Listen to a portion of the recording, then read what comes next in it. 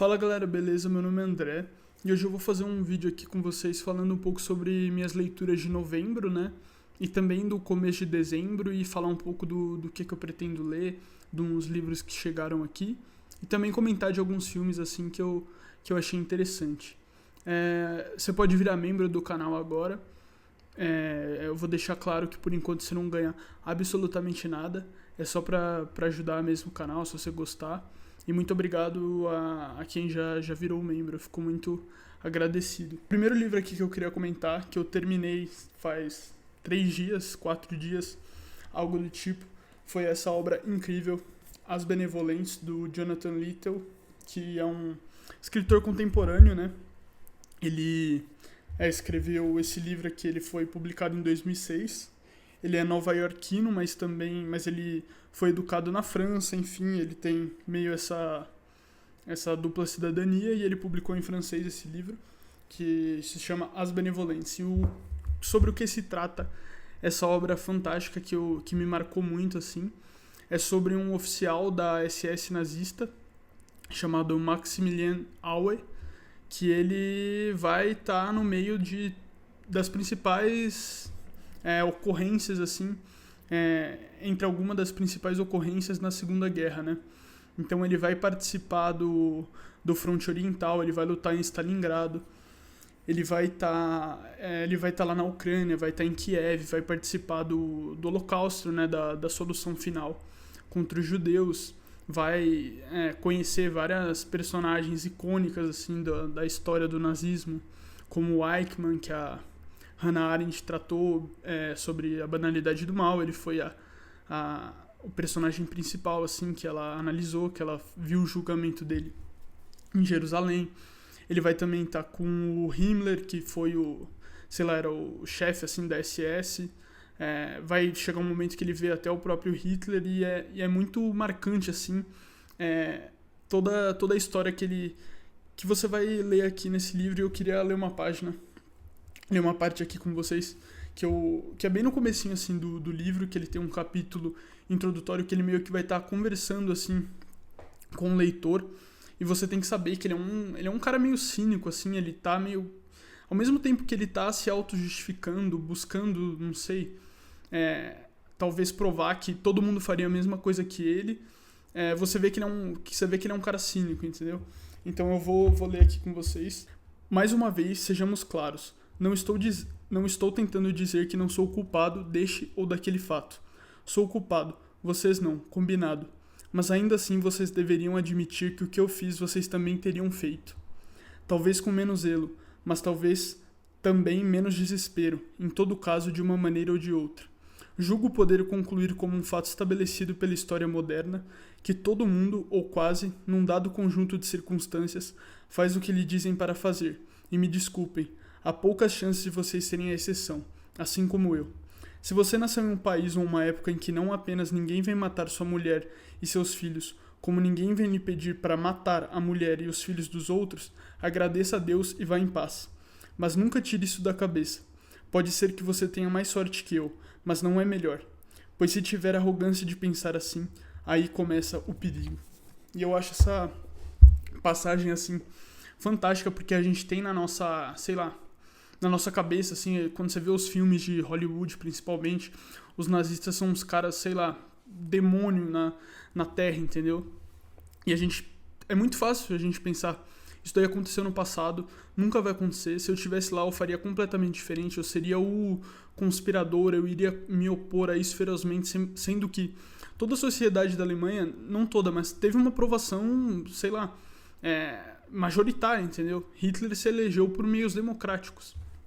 Então, e eles não eram completamente loucos, entendeu? Então, isso é um problema que pode acontecer com as massas, isso pode se repetir, entendeu? E eu acho muito importante a gente parar de pensar que, foi um estado de exceção na Terra, um regime totalitário que nunca mais vai acontecer, que a gente pode se eximir, botar a culpa nos outros e pensar que nós nunca faríamos a mesma coisa. E esse livro ele mostra o que um cara culto, assim, o protagonista, o Aue, ele não é um imbecil, entendeu? Ele é um cara extremamente estudado, ele é um idealista, assim, no começo, só que ele se volta pro nazismo, entendeu? E ele sabe de tudo que ele tá fazendo aqui. No começo ele fala, eu fiz o que eu fiz sabendo das consequências, eu fiz porque eu achei necessário, eu fiz porque eu achava que era meu dever, entendeu? E eu gostei muito, assim, dessa leitura. Ela é bem chocante, né?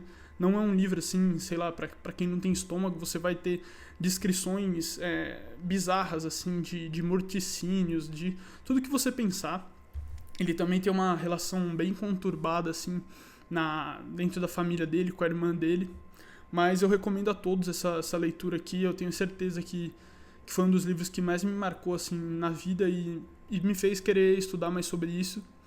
E eu vi uma entrevista dele, né, do Jonathan Littler, que eu pesquisei no YouTube.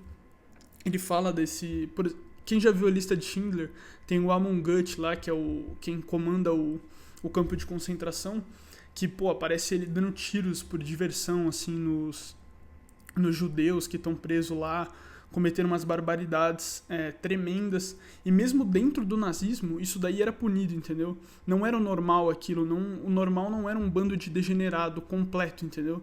Eles só estavam eu não tô falando que eles não são ruins, mas não é essa a realidade. Eles não eram caras completamente degenerados, tanto que qualquer regime, para ele dar certo, precisa de homens comuns, precisa de toda a massa da população, pelo menos não se opondo, entendeu? Então, e ele fala que esse filme, ele não gosta desse filme. Eu até gostei, mas isso é um fato que mostra, sei lá, talvez nossa imaginação fique poluída por essa representação dos nazistas, assim, que distancia muito da nossa realidade. Mas é fantástico esse livro. Eu não sei se eu consegui me expressar muito bem. Eu preciso, sei lá, ficar pensando mais sobre isso, talvez reler daqui a um tempo, mas é fantástico, recomendo a todos. As Benevolentes, do Jonathan Littell, então tá aqui. Então eu tava lendo As Benevolentes, beleza, falei que eu ia começar, e aí eu já aproveitei pra ler essa coleção que eu tenho aqui, já cheguei até a mostrar no vídeo, que é Ascensão e Queda do Terceiro Reich. Eu tô no terceiro volume agora, esse daqui que eu tô mostrando pra vocês é o segundo. Ele é em 4 volumes e ele trata, sei lá, desde da biografia do Hitler no começo da vida dele, sei lá, qual que foi o contexto que proporcionou a subida dele no poder, até eu acho o final, né, do nazismo, que nem ele fala aqui, a queda. No terceiro volume que eu tô agora, acabou de começar a Segunda Guerra Mundial, então ele vai mostrar, sei lá, todas as deliberações diplomáticas, vai mostrar todo o caminho até chegar à Segunda Guerra, como que tentaram evitar a guerra, enfim, eu sou fascinado, assim, pela Segunda Guerra e tá sendo muito legal. Segue uma linha cronológica mesmo. Então tá aqui. Eu preciso terminar para falar com mais propriedade, mas a história, assim, do nazismo, o século XX em si, no momento é o que eu tô mais interessado em estudar história. E eu tô gostando muito, assim, principalmente União Soviética e Alemanha. E se conversam muito. Por exemplo, acabou de ter o pacto Molotov-Ribbentrop, que foi quando a Alemanha nazista e a URSS se uniram, né, para fazer um pacto de não agressão para todo mundo, mas na realidade eles tinham umas cláusulas secretas lá que eles simplesmente dividiram a Europa Oriental entre eles, dividiram a Polônia e depois, todo mundo sabe, o Hitler vai se voltar contra a Rússia e tem a batalha mais sangrenta, com mais mortos da história. O Jonathan Littell aqui no primeiro capítulo, ele calcula, assim, quantas pessoas morreram nesse fronte oriental da Segunda Guerra, e durante os 4 anos, eu acho que durou, morria uma pessoa a cada 4 segundos em média, para você ver o nível de, sei lá, não sei nem explicar, e 20 milhões soviéticos, sei lá quantos milhões de alemães, então é um negócio bizarro, e me interessa muito, Segunda Guerra, tô gostando bastante, fala aqui de todos, sei lá, do Goebbels, do Himmler, do Heydrich, e eu acho muito legal. Também vi um documentário esse mês, já posso falar aqui de um filme que eu vi, que chama Arquitetura da Destruição, do Peter Cohen, se eu não me engano, não tô com o nome do diretor aqui de cabeça, mas ele mostra, assim, essa parte meio estética do nazismo, qual que era a estética do nazismo, o que eles construíram, mostra o Hitler, sei lá, banindo todo tipo de arte moderna, assim, da Alemanha, as construções arquitetônicas que ele queria fazer, toda essa parte meio propagandística. E eu Achei fantástico o documentário, recomendo a todos. Então tá aqui, Ascensão e Queda do Terceiro Reich, do William Shirer, que foi um jornalista que estava na Alemanha enquanto o nazismo estava no poder. Ele era correspondente para o Ocidente, né, de Berlim. Então é muito legal ter essa essa história contada por alguém que conheceu, que ele viu Hitler, ele viu os principais nomes lá do partido nazista, o Göring, não sei. Então, bem legal, estou gostando bastante da leitura, você consegue ler até que rápido, a prosa é muito boa, é como se estivesse contando uma história. Então tá aqui. Já falando aqui de... para manter o tema aqui de Segunda Guerra, enfim, vou mostrar uns livros aqui que eu não li, né, mas talvez lerei em breve. E o primeiro que eu vou mostrar é essa biografia do Heydrich, chama O Carrasco de Hitler, a vida de Reinhard Heydrich, o supervisor da solução final para a questão judaica e a origem do Holocausto. E esse cara aqui, ele era o chefe da SS, né, da Schutzstatten, que começou como uma polícia particular do Hitler, assim, mas foi ganhando muito poder e foi incumbida de realizar a solução final para os judeus, né. Então Eichmann era da SS, o próprio Himmler. Então, e aqui tem o Heydrich, que foi o primeiro, assim, que é conhecido como o Carrasco de Praga, o açougueiro de Praga, algo assim, que em um certo momento o Hitler mandou ele para a Tchecoslováquia lá para ele cuidar de tudo e ele foi assassinado por conspiradores. Eu acho que tem um filme sobre isso, que eu não sei o nome, mas eu quero ver, né? Então tá aqui, esse cara me interessa bastante. Então, essa biografia.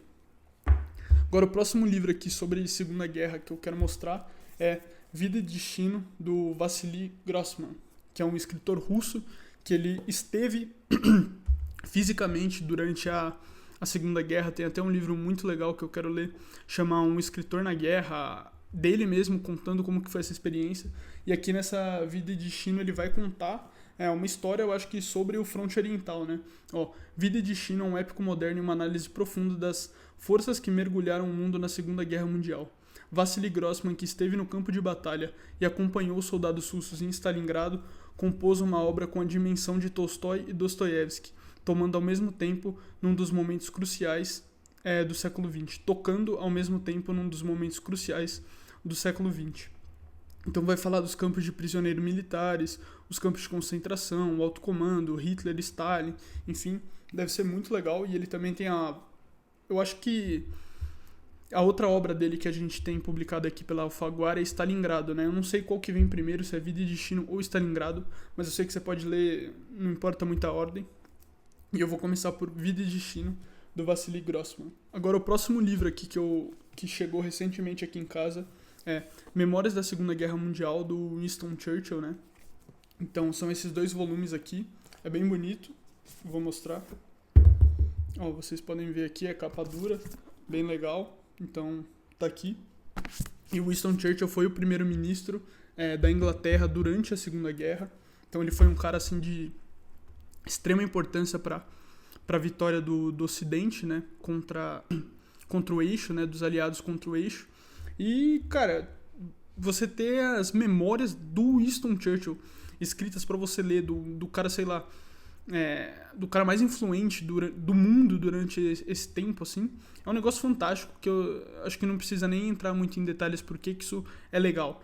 E eu acho que isso daqui eu não acho, eu tenho certeza, né?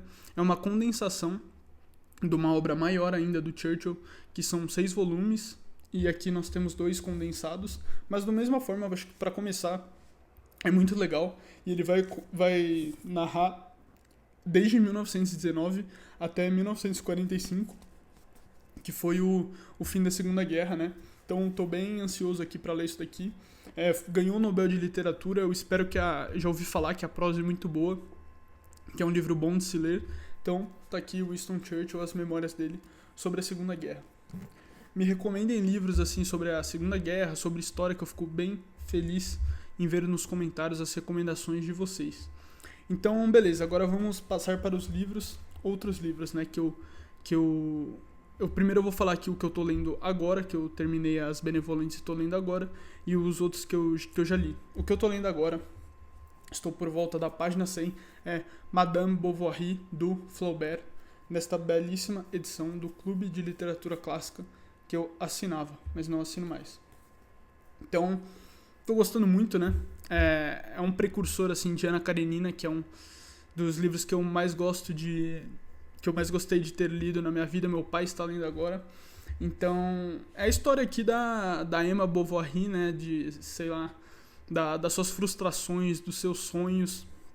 E eu não sei o que vai acontecer até o final. Eu acho que eu sei o final, mas eu não vou falar aqui. Mas eu estou na página 100, por enquanto. Li um terço aqui do livro. E o Flaubert, ele é conhecido por, sei lá, escrever tudo com a palavra perfeita, né? Ele tinha até uma expressão em francês para isso, que eu não me lembro, mas tá sendo bem legal aqui. É um romance aqui que se passa na França, eu acho por volta de 1860, algo do tipo. Então vai mostrar todos os costumes, assim, de uma vida provinciana, dos sonhos da Emma em viver em Paris, viver uma vida cheia de emoções, enquanto ela tá numa cidadezinha pequena da França, e como que ela leu vários romances e isso formou a imaginação dela. Ela não quer uma vida calma, ela quer viver todo tipo de experiência, ter todos os sentimentos, ter suas paixões, enfim. E é sobre isso aqui. Tá aqui, Madame Bovary. Vou ler, estou lendo, né, e gostando. Beleza, o primeiro livro aqui que eu queria falar, que eu terminei esse mês, né, é A Outra Volta do Parafuso, do Henry James. E é uma historinha aqui, ó, vocês podem ver que é bem curto. É uma história meio de terror, assim, foi bem legal de ler, sobre umas crianças que estão numa fazenda meio isolada, assim, e é contada sobre o ponto de vista da babá deles, e ocorre uns fatos meio cabulosos, assim, que ela desconfia deles, mas a gente não sabe muito bem se é verdade o que ela tá vendo, se o que ela tá vendo é um fato ou é coisa da imaginação dela, justamente por a gente só ter a história do ponto de vista dela. Então tem essa ambiguidade, assim, durante toda a obra. E foi bem legal. Tá aqui, Henry James, A Outra Volta do Parafuso. Provavelmente vou reler várias vezes na minha vida. O próximo livro é A Letra Escarlate, do Nathaniel Hawthorne. Não sei pronunciar muito bem, perdão. Mas é muito legal isso daqui. É a história sobre uma mulher, né? A Hester Prynne, que ela tem uma relação adúltera numa sociedade puritana, assim, do século XVII, em Boston. Então é justamente onde os ingleses, né? Os caras que vieram para os Estados Unidos chegaram. Então tá bem no início de, sei lá, do povoamento dos Estados Unidos pelos ingleses.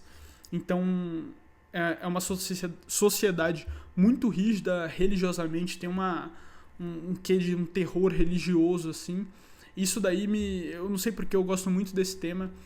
Filmes como A Bruxa, do Robert Eggers, o There Will Be Blood, esqueci o nome do diretor, mas que também tem essa parada, assim, de uma sociedade pequena, em que o pastor, assim, a religião, ela exerce um terror sobre as pessoas. E eu assisti outro filme, assim, que é sobre as bruxas de Salem, que é bem perto aqui de onde se passa a história em Boston, que é o Crucifixo, né, The Crucible, que foi bem legal, assim, mostra, sei lá, toda a histeria de Salem, enfim. E aqui a história é muito divertida, não, né, mas é um livro muito bom. Tem uma primeira parte aqui do Nathaniel que, sei lá, eu gostei muito, que ele só narrando a vida dele, né, como trabalhador, assim, ele sendo funcionário público lá em Boston.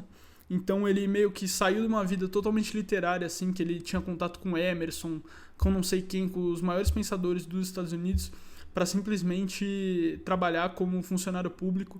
E tem umas descrições fantásticas, assim, das pessoas que trabalhavam lá com ele, de uns caras muito simples, que não tinham essa imaginação total que ele tinha. E é muito engraçado essa primeira parte. E aí ele conta como que ele veio a voltar a escrever, né? Como que ele veio a voltar a escrever e escrever A Letra Escarlate. Como ele sentia que, sei lá, o espírito dele estava se embotando lá naquele ambiente de trabalho que não tinha nada a ver com a vocação dele, com o que ele gostava de fazer. E aí ele conta que ele achou uns documentos muito antigos lá do precessor dele, não sei se estou falando a palavra certa, perdão, mas aí ele encontra essa letra escarlate, e aí ele sente algo sobre ela. Provavelmente isso daí é uma dramatização, mas é muito interessante essa primeira parte, eu dei várias risadas. Que ele conta, por exemplo, que um cara lá, um companheiro dele de trabalho, o maior prazer da vida dele é comer, é só comer, entendeu? É um cara muito simples, assim, que a maior tristeza durante toda a existência desse cara foi ter ido comer um peru, assim, ele tá meio duro, então é um cara muito simples, quase meio animal, ele fala. E é muito engraçado essa primeira parte. Mas depois você tem, obviamente, a história da Hester Prynne, que é bem bonita, assim, é uma das primeiras heroínas mesmo da literatura dos Estados Unidos. E mostra toda essa sociedade puritana, o pastor lá, que tem um papel-chave na história. Tem vários personagens assim, não quero falar muito sobre a história, mas recomendo a todos, gostei muito. Então tá aqui, A Letra Escarlate. Então o próximo livro aqui que eu li foi O Grande Gatsby, do F. Scott Fitzgerald, que foi muito legal assim pra mim, eu gostei muito da prosa. Eu li bem rápido porque tava fluindo assim, quando eu começava a ler, eu não queria ler mais. E o que conta essa história aqui? Conta a história do Gatsby, sobre o ponto de vista do Nick Carraway, eles estão vivendo lá em Nova York. O Gatsby é um cara meio misterioso assim, que ele dá festas luxuosas na casa dele, ele é um cara muito rico, ele é um novo rico, né? Então, ele vive num bairro lá de pessoas, não, sei lá, da aristocracia, assim, dos Estados Unidos, mas de pessoas que enriqueceram mesmo. E ele dá festas enormes, assim, mas ninguém sabe muito bem de onde que vem o dinheiro dele, o que ele faz. E no fim você descobre que ele tá apaixonado, assim, pela prima do Nick Carraway. Tem toda essa trama, assim, de pano de fundo, mas você consegue ver muito da sociedade norte-americana aqui, sei lá, de um materialismo, de um hedonismo, assim, do que motivavam as pessoas. E eu vi o filme também, o novo, né, que lançou. Não lembro o nome do diretor, mas é bem legal, que é o DiCaprio, né, como o Gatsby. Eu acho que ele fez muito bem o papel do Gatsby. Gostei do filme. E tem uma prosa muito, muito bela aqui. Gostei bastante. Quero ler mais sobre o Fitzgerald. Então, para finalizar aqui, eu vou falar um pouco mais sobre os filmes que eu vi que eu não comentei. O meu filme, provavelmente, o que eu mais gostei vendo aqui os filmes que eu vi esse mês foi Dançando no Escuro, do Lars von Trier, que é um filme belíssimo, é um filme meio diferente assim do que a gente está acostumado, porque ele é filmado não com ele é uma câmera que vai se mexendo, não é uma qualidade fenomenal, parece até um pouco meio, não amador assim, mas é diferente, entendeu? E é sobre a história da Selma, né? Que é uma mulher que ela vem da Iugoslávia para os Estados Unidos. E você acha e ela fala que é porque ela tem que mandar dinheiro pro pai dela. Você vê que ela quer ter você acha que ela quer ter uma condição de vida melhor. Ela fala que ela tá mandando dinheiro pro pai dela. E ela é uma proletária, né? Ela trabalha na fábrica lá, trabalha bastante. E ela guarda todo esse dinheiro e fala que tá mandando pro pai dela, né? Mas no fim você descobre que ela tá ficando cega, né? E ela tá salvando esse dinheiro para ajudar o filho dela. E aí ela também tem uma paixão por música. E é uma coisa... É belíssimo esse filme aqui. Eu não quero falar justamente o que acontece na história, mas é uma tragédia, né? E é um dos filmes mais emocionantes assim que eu vi. Me lembrou muito o Idiota, do Dostoiévski. A Selma e o Mishkin tem uma bondade assim diferente, no mínimo, que é muito bonito. Então gostei bastante de Dançando no Escuro, do Lars von Trier. Outro documentáriozinho que eu vi é Night and Fog, eu não sei qual que é a tradução, seria Noite, Fumaça, sei lá, alguma coisa nesse sentido, que é sobre os campos de concentração, entendeu? Sobre o Holocausto. Ele vai filmar assim como que estavam os campos de concentração quando eles foram deixados. Tem umas cenas bizarras. De uns montes de cabelo, todos os pertences assim, dos judeus, mostram os judeus que estavam presos, não só judeus, né, ciganos, prisioneiros de guerra, vários prisioneiros lá nos campos de concentração, a magreza que eles estavam, e o diretor ele tenta marcar isso para a história, entendeu? Ele tá mostrando isso, não é muito depois da guerra, é de 56, e é fantástico, assim, recomendo a todos, tem uma meia hora. Então tá aí, um filme bem legal também. E eu também vi o Ainda Estou Aqui, né? Que tá no cinema, é um filme brasileiro. Gostei bastante, fala sobre a ditadura, tem umas atuações fantásticas, assim. Achei um bom filme, gostei.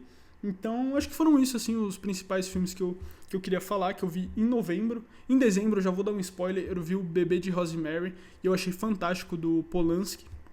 Gostei muito, assim, de um filme de terror que me pegou mesmo. É uma história bizarra, né? Sei lá. Então, tá aí uma recomendação também, recomendo a todos. Me recomendem filmes. E acho que foi isso o vídeo. Muito obrigado a todos. Comentem aí, eu gosto bastante de responder os comentários. Obrigado, tchau, tchau.